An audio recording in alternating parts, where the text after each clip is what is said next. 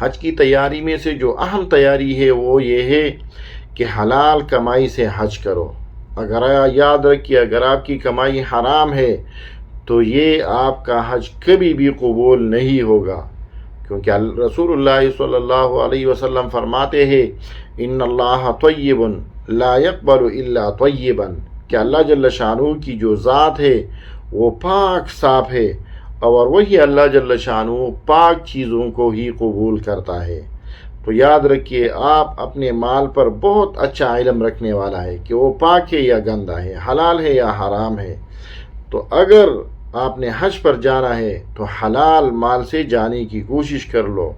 یاد رکھیے، اگر آپ حرام کمائی سے، دھوکے کی کمائی سے، سود کی کمائی سے، رشوت وغیرہ کی کمائی سے آپ حج پر جاتے ہو تو آپ کا جو عبادت ہے، کوئی بھی عبادت آپ کا قبول نہیں ہوگا۔